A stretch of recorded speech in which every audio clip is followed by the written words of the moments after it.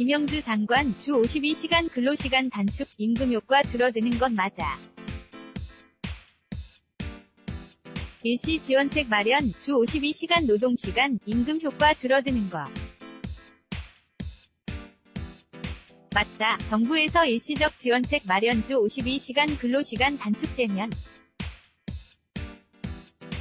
최대 14만 물결표 18만 개의 일자리 늘어 2021년 7월 5인 이상 사업.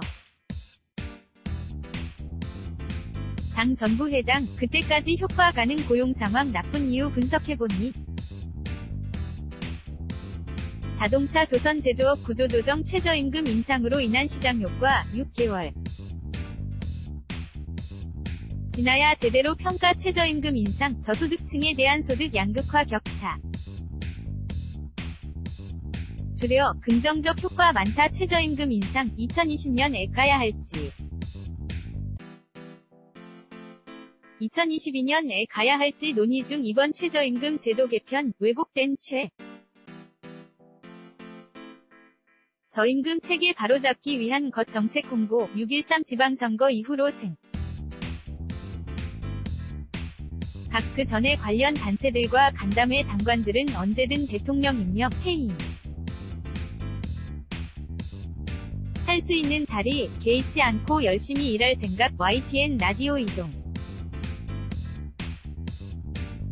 형의 뉴스 정면 승부, 방송, FM 94.5, 18시 10분에서 20시.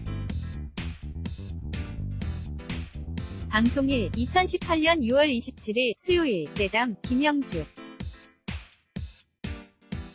고용노동부 장관 앵커 이동형, 이하 이동형, 근로시간 단축과 최저임금 인상, 또 최저임금 산입 범위 확대 등 최근 의견이 분분한 노동 현안들이 많습니다. 이제 다음 주부터 근로시간 단축 제도가 시행되면 앞으로 노환경에 많은 변화가 있을 예정인데요. 고용노동부 김영주 장관 연결해놓. 본 이슈 현안에 대해 말씀 나눠보겠습니다. 장관님, 안녕하세요. 주 고용노동부 장관, 이하 김영주. 네, 안녕하세요. 이동형 근로시. 간 52시간 단축 7월 1일부터 시행이 되는 것이죠. 김영주. 네. 그렇습니다. 다음 주부터입니다. 이동형 일단은 이번 법 개정 내용에 대해서 대략적인 개요를 설명해 주시겠습니까? 김영주. 네. 근로시. 간 단축 크게 세 가지로 말씀드릴 수 있겠는데요. 먼저 연장 근로시간이 단축되었습니다. 현행 우리나라 법정 근로시간이 주 40시간인데요. 최대 68시간까지 가능합니다. 그게 주 52시간이 넘지 못하도록 개정됐고요. 그러나 다음 7월 1일부터 시작하는데 300인 이상 사업장만 먼저 시합니다. 그리고 299인부터 50인 이상까지는 2020년 1월부터 적용. 하고요. 49인 이하 5인까지는 2022년 7월에 시행합니다. 그리고 더 문제가 됐던 것은 현행 일주 최대 연장 근로 시간과 관계없이 무제한 노동 이 가능한 특례 업종이라는 제도가 현행 있습니다. 방송업, 음식업 등등. 우리나라 26개 업종이 특례 업종인데요. 이 분야의 종사자들이 과로사가 많습니다.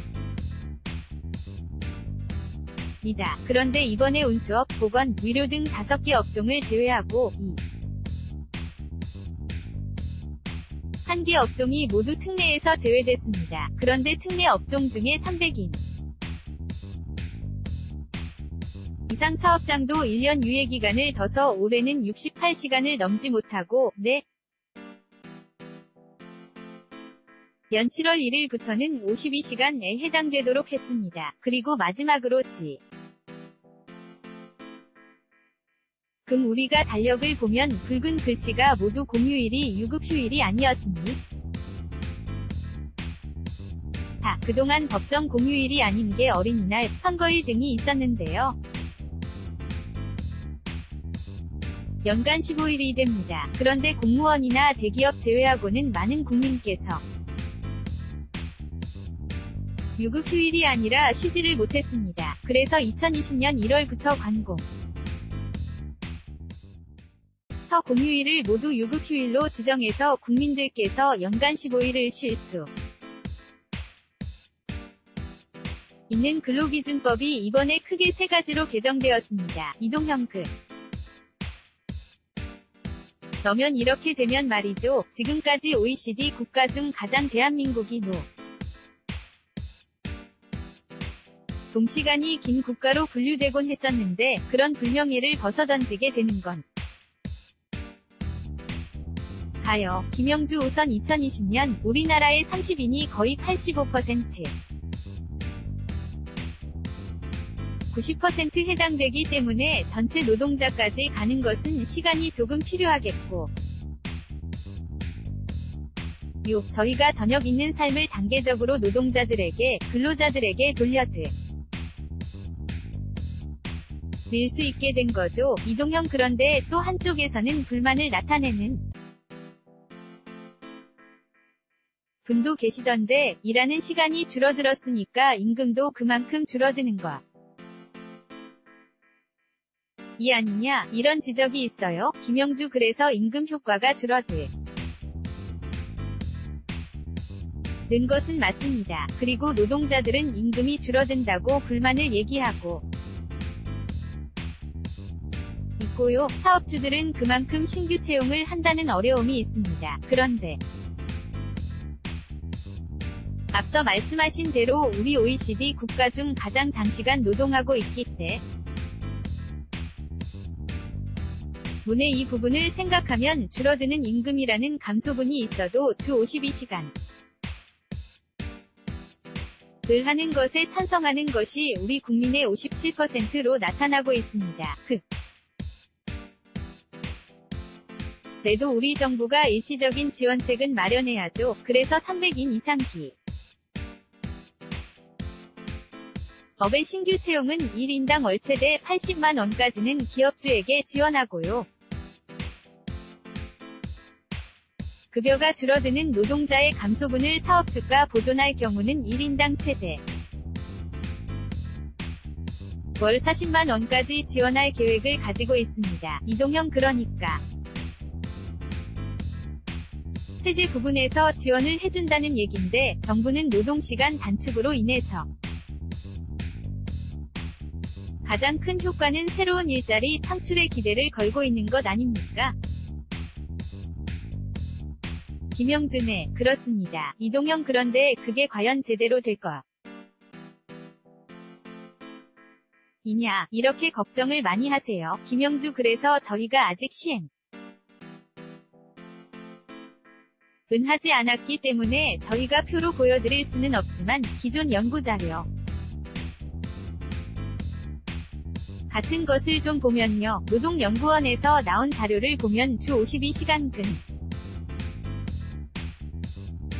근로 시간이 단축되면 최대 14만에서 18만 개의 일자리가 늘어날 것으로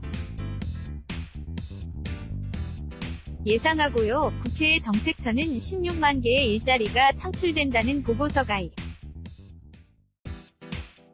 있습니다. 그래서 아마 근로시간 단축으로 우리 정부에서 기대하고 있는 특히 청년 일자리가 늘어날 것으로 예상하고 있습니다. 이동형 실질적으로 일자리가 늘어났다. 만약에 우리가 기대하는 대로요. 그게 어느 정도 시간이 지나면 피부로 느낄 수 있을까요? 김영주 그것은 시행을 해봐야 하는데요. 우리나라가 노동시간이 가장 긴데 노동 생산성은 독일에 비해서 반도 못 쫓아갈 정도로 노동시간이 줄어듦으로 인해서 일자리가 늘어나면 생산성도 늘어나는데요. 주 52시간으로 정착됐을 때 몇 년 걸린다. 이런 것이 아니라 52시간으로 되면 14만, 18만 개의 때문에 현재 예측하는 것은요. 저희가 2021년 7월이면 이게 우리나라 5인 이상 사업장은 전부 해당되기 때문에 그때까지는 가능하다고 보고요. 저희가 이번에 300인 이상 사업장이 3,627개입니다. 현재요. 그런데 저희가 실태조사를 해보니까 7월 1일부터 시행하는 3,627개 중에서 신규 인력 3만 명이 수요를 한다고 해서 벌써 9,000명이 넘는 인원은 충원을 했고요. 21,000은 지금 채용하고 있습니다. 그런 것을 보면 지금 3,600여 개의 사업장도 이렇게 채용을 하면 노동연구원이나 국회 정책 서에서 어떤 근거를 가지고 신규 채용이 늘어난다. 이런 것을 저희가 뒷받침 할 수 있을 것 같습니다. 이동형 지금 문재인 정부 출범하고 가장 앞세우는 것이 소득주도 성장이지 않습니까? 그런데 소득주도 성장이 되려면 일자리가 받쳐져야 하는 것이고요. 그래서 대통령이 취임하자마자 청와대에 일자리 상황판도 했었는데 지금 자료가 나온 것을 보면 고용지표가 좋지 않단 말이죠. 이 원인은 어디 있을까요? 김영주 지금 그 부분 이 가장 고민되는 부분입니다. 5월 고용 동향 결과가 발표되고 모든 언론에서도 그렇고 우리 정부에서도 참 이 부분에 대해서는 굉장히 아프고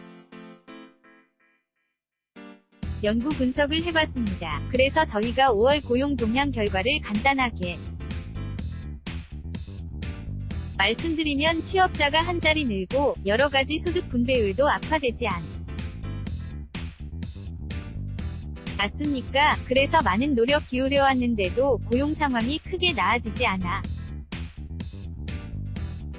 더 무거운 책임을 느끼고 송구스럽게 생각합니다. 이렇게 고용 상황이 나쁜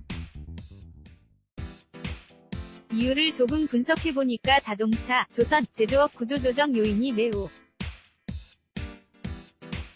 큰 것으로 나타났는데요. 제조업 취업자가 전년 동기에 비해서 8만 명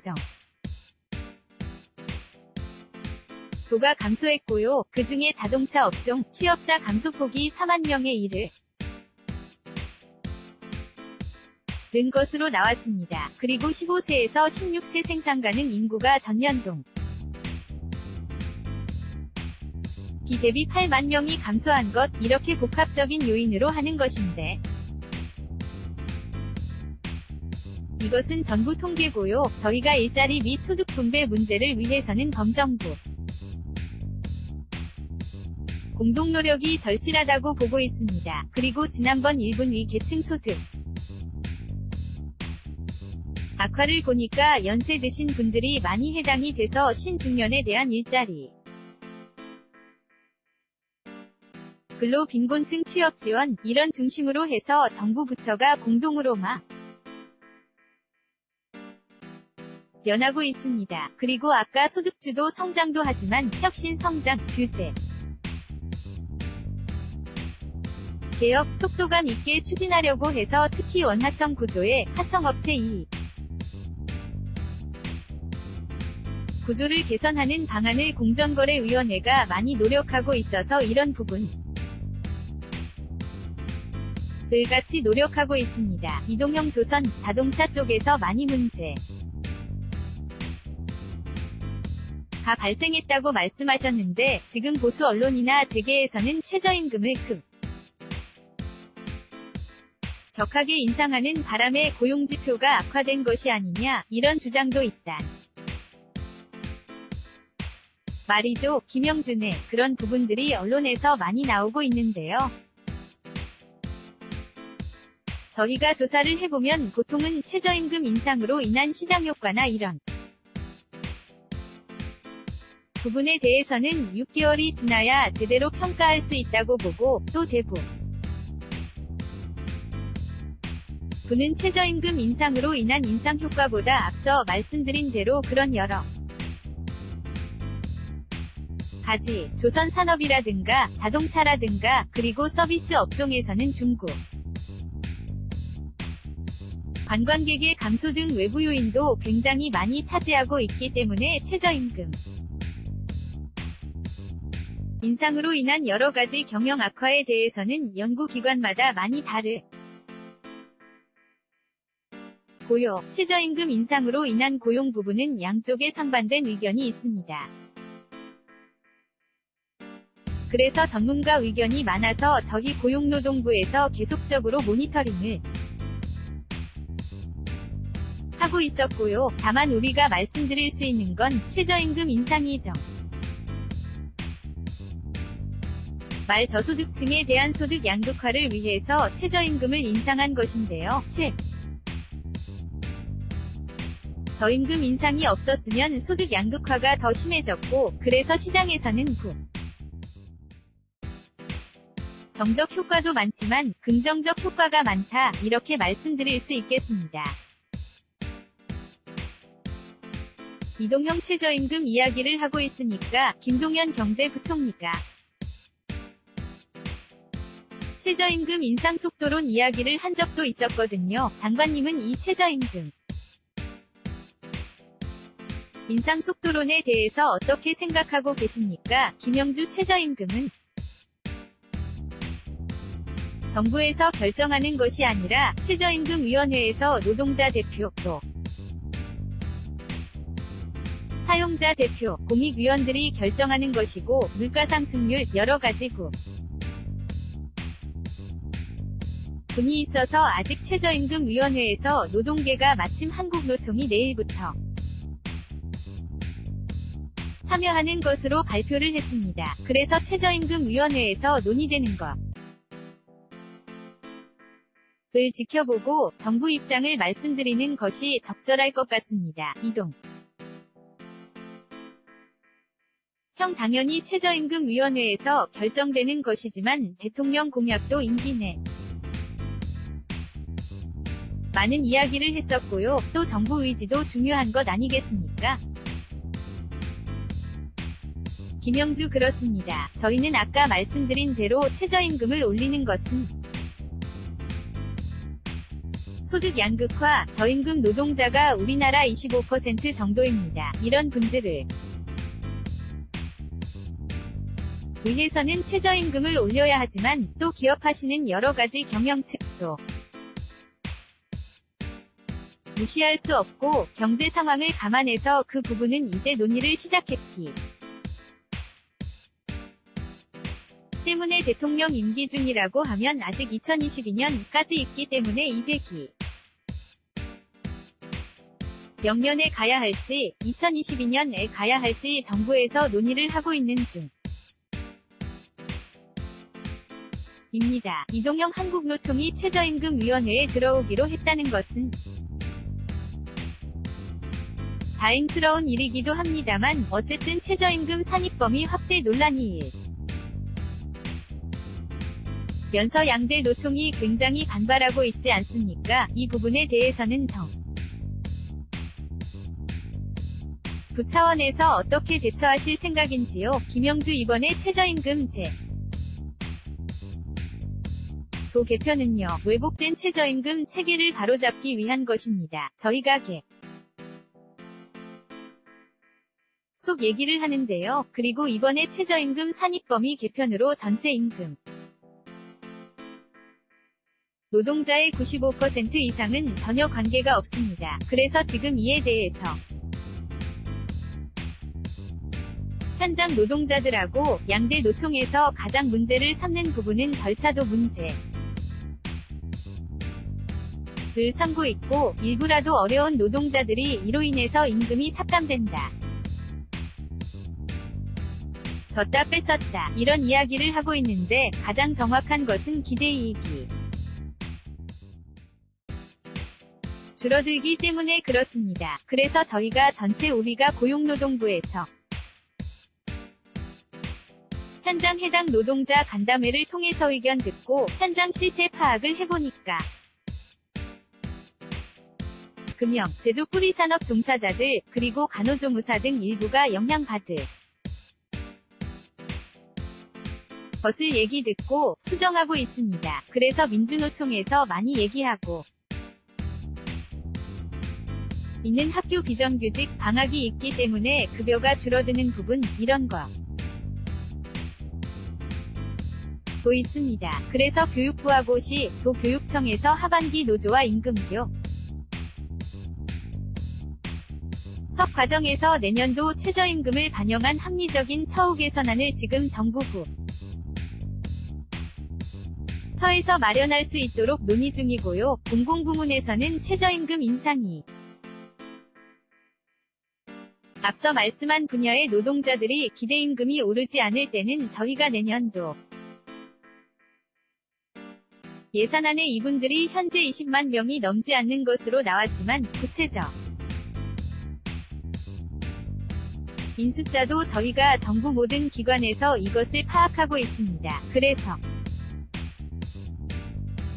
적정 임금이 반영되도록 노력하고 있습니다. 이동형 어쨌든 양대 노총